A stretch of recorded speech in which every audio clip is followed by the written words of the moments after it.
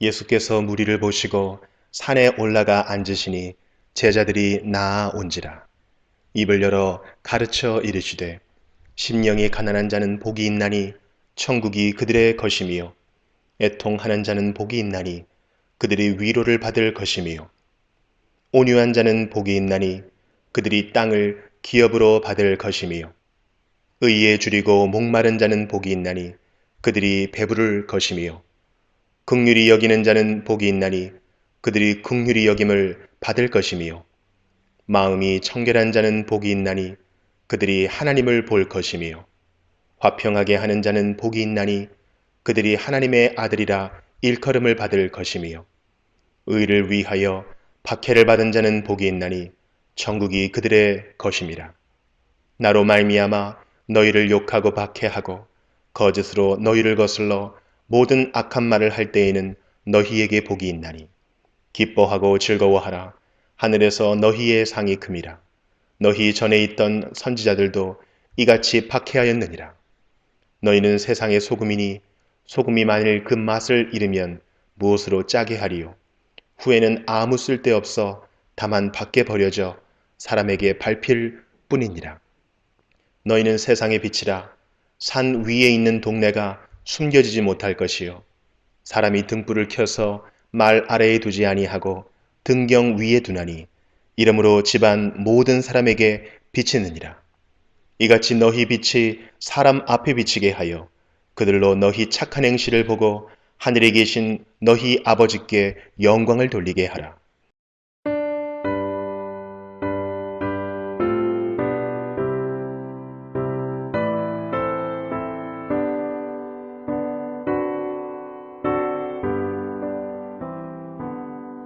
그 영광 중에 계신 주 나 찬송합니다.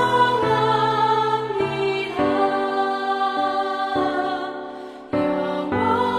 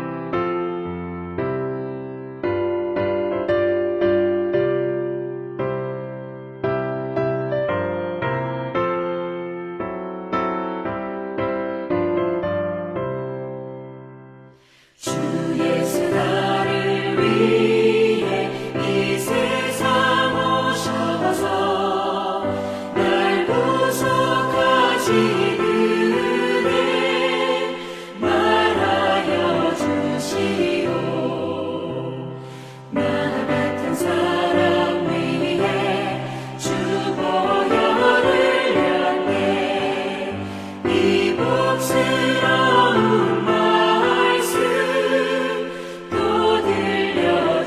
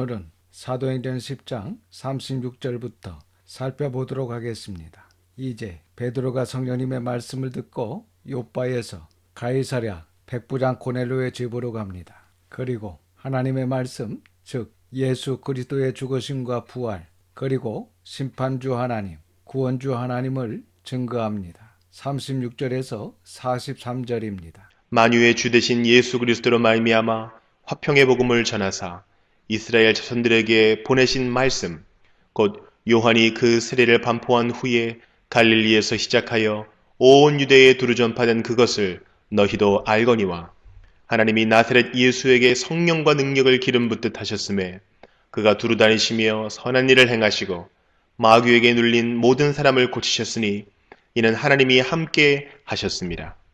우리는 유대인의 땅과 예루살렘에서 그가 행하신 모든 일의 증인이라.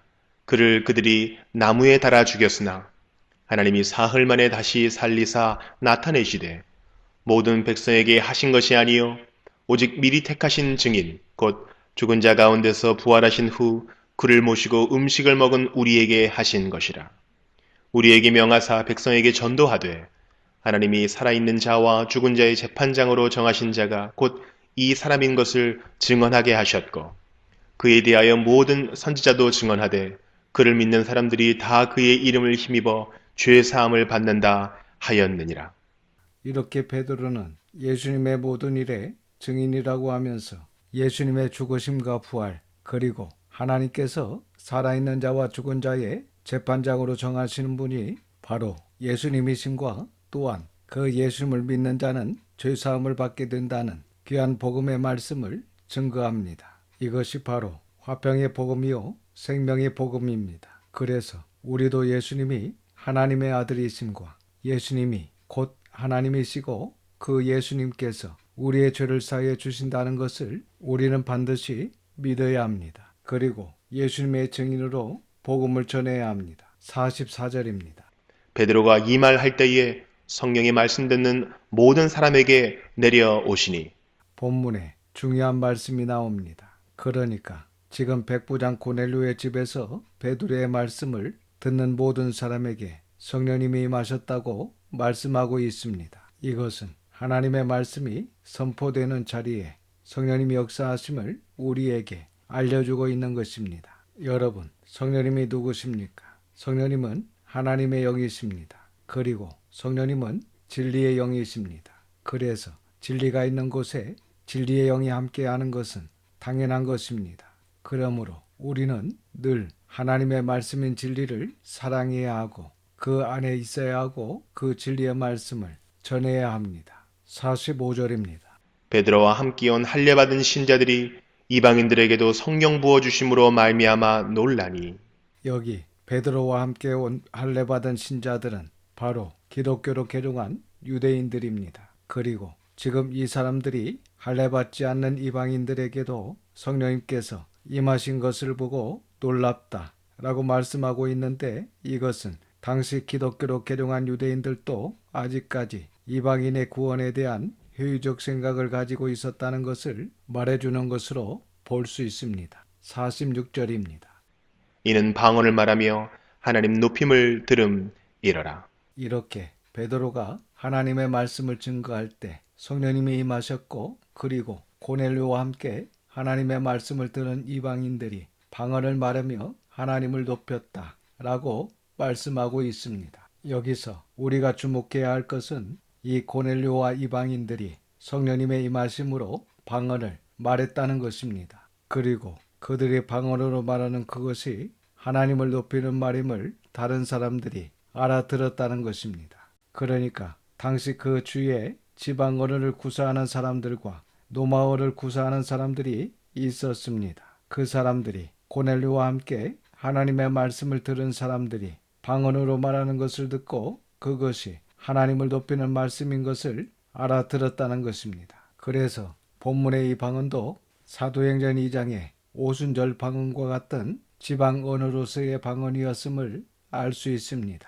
그리고 이것은 성령님은 유대인뿐만 아니라 이방인에게도 차별 없이 부어주신다는 사실을 보여주는 표적임을 알 수 있습니다. 즉 다시 말씀드리면 이때 방언은 하나님께서 이방인도 사랑하시고 구원하신다는 것을 보여주는 유리적 표적이지 계속해서 사용할 수 있는 은사도 또한 오늘날 알아들 수 없는 그런 방언 기도가 아니라는 것을 우리는 알아야 합니다. 47절과 48절입니다. 이에 베드로가 이르되 이 사람들이 우리와 같이 성령을 받았으니 누가 능히 물로 세례 베품을 금하리요 하고 명하여 예수 그리스도의 이름으로 세례를 베풀라 하니라. 그들이 베드로에게 며칠 더 머물기를 청하니라.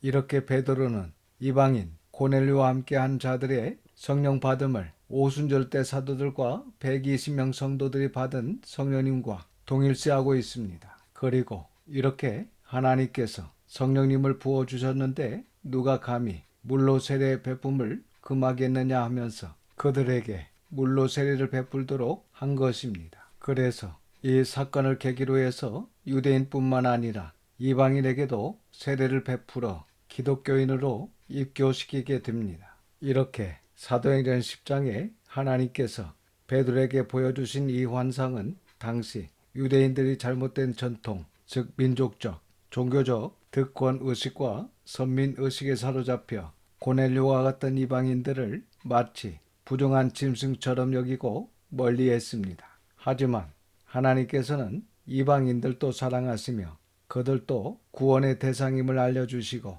그들에게 복음을 전하도록 하신 것입니다. 그래서 베드로는 그 하나님의 뜻을 깨닫고 그들에게 복음을 전하고 세례를 베풀었던 것입니다. 따라서 우리는 이 본문을 우리 중심으로 잘못 해석하거나 확대 해석하지 않도록 유의해야 할 것입니다. 이제 11장을 좀 더 살펴보도록 하겠습니다. 1절에서 3절입니다.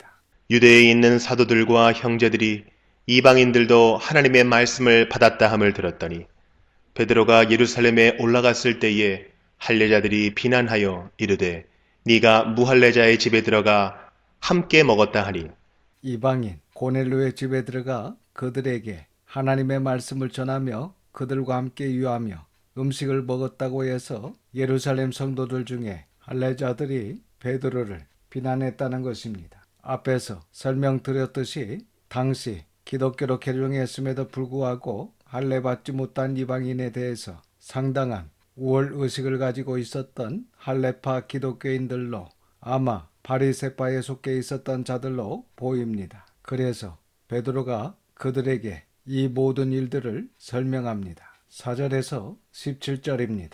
베드로가 그들에게 이 일을 차례로 설명하여 이르되 내가 욥바시에서 기도할 때에 황홀한 중에 환상을 보니 큰 보자기 같은 그릇이 내 귀에 매어 하늘로부터 내리어 내 앞에까지 드리워지거늘 이것을 주목하여 보니 땅에 네 발 가진 것과 들짐승과 기는 것과 공중에 나는 것들이 보이더라.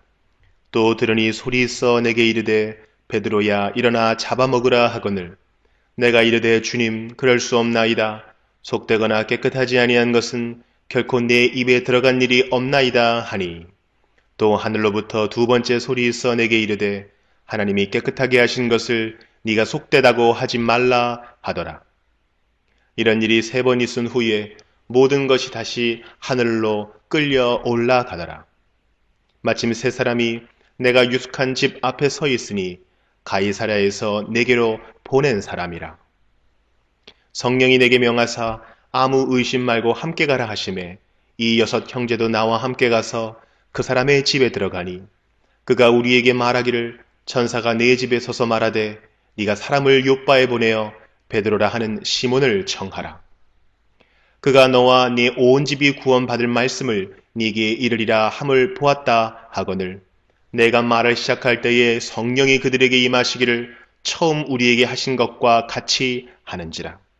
내가 주의 말씀에 요한은 물로 세례를 베풀었으나 너희는 성령으로 세례를 받으리라 하신 것이 생각났노라.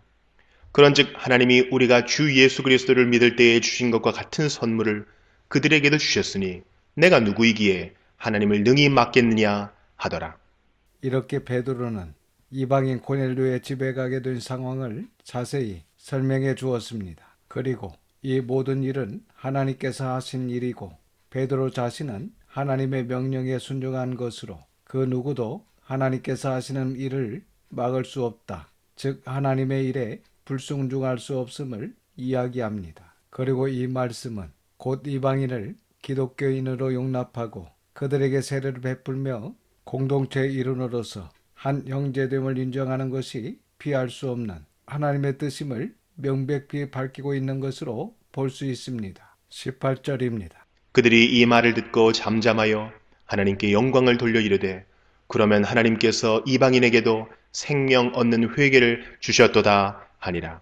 이렇게 해서 초대교회 안에 있었던 이견들이 통합되어 이방인 선교가 확실한 권위와 보증을 받게 됩니다. 그리고 이때부터 예루살렘 교회가 유대인에 머물러 있지 않고 차츰 이방인에게 마음을 여는 예루살렘 교회의 모습을 우리가 볼 수 있습니다. 바로 19절 이하를 보시면 최초의 이방인 교회인 안디옥 교회가 개척됩니다. 19절에서 21절입니다. 그때 스데반의 일로 일어난 환난으로 말미암아 흩어진 자들이 베니게와 구브로와 안디옥까지 이르러 유대인에게만 말씀을 전하는데 그 중에 구브로와 구레네 몇 사람이 안디옥에 이르러 헬라인에게도 말하여 주 예수를 전파하니 주의 손이 그들과 함께 하심에 수많은 사람들이 믿고 주께 돌아오더라.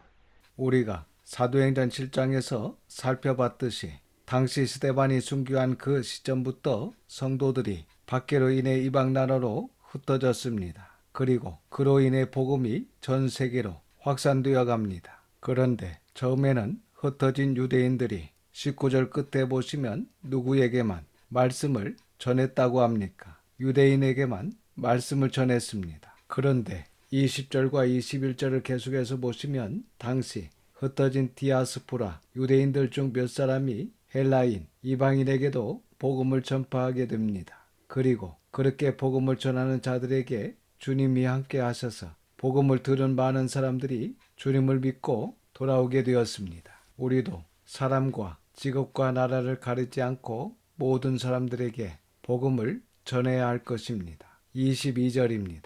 예루살렘 교회가 이 사람들의 소문을 듣고 바나바를 안디옥까지 보내니 이렇게 해서 예루살렘 교회가 공식적으로 바나바를 안디옥으로 파송하게 됩니다. 그래서 바나바가 예루살렘 교회에서 공식적으로 파송된 일대 이방인 선교사라고 할 수 있습니다. 23절에서 24절입니다. 그가 이르러 하나님의 은혜를 보고 기뻐하여 모든 사람에게 굳건한 마음으로 주와 함께 머물러 있으라 권하니 바나바는 착한 사람이요 성령과 믿음이 충만한 사람이라 이에 큰 무리가 주께 더하여지더라. 우리가 앞에서도 살펴봤지만 이 바나바는 정말 겸손하고 사람을 세우는 훌륭하신 분입니다. 그리고 오늘 본문은 이 바나바가 착한 사람이요 거기다 성령과 믿음이 충만한 분이라고 소개하고 있습니다. 이 시간 우리도 이 바나바와 같이 착하고 성령과 믿음이 충만한 전도자가 될 수 있기를 소망합니다. 그리고 23절 중반절을 다시 보시면 바나바는 안디옥 이방인 기독교인들에게 굳건한 마음으로 주와 함께 머물러 있으라고 권했다라고 말씀하고 있습니다. 이 말씀은 초기 기독교의 메시지로 예수님을 삶의 중심이 되게 하라는 의미입니다. 즉 예수님이 모든 삶의 원리이며 기준이어야 한다는 말씀입니다. 그렇습니다. 이 시간 우리도 어떤 상황이라 할지라도 흔들림이 없이 굳건한 마음과 신앙으로 주님을 따르는 자들이 다 될 수 있기를 주님의 이름으로 축원합니다. 기도하겠습니다. 아버지 하나님, 하나님의 거룩하신 이름을 찬양합니다. 오늘도 귀한 말씀을 듣게 하시고 깨닫는 마음을 주셔서 감사드립니다. 예수 그리스도께 속하여 예수 그리스도를 따르는 예수 그리스도의 사람으로서 부끄럽지 않는 참된 그리스도인으로 저희들의 믿음과 신앙과 인격이 성장하고 성화하고 성숙할 수 있도록 성령님의 충만함을 더하여 주시옵소서. 흔들림이 없는 굳건한 마음과 신앙으로 주님을 따르는 자들이 다 될 수 있도록 인도하여 주시옵소서. 이번 한 주간도 하나님의 선한 손의 도우심으로 승리하게 하심을 믿고 감사드리며 우리 구주 예수님의 이름으로 기도드립니다. 아멘. 지금은 우리 구주 예수 그리스도의 은혜와 아버지 하나님의 그 크신 사랑하심과 성령님의 감화감동 역사 충만 위로하심이 모든 성도들과 자녀와 가정에 함께 하시기를 우리 구주 예수님의 이름으로 축원하옵나이다. 아멘.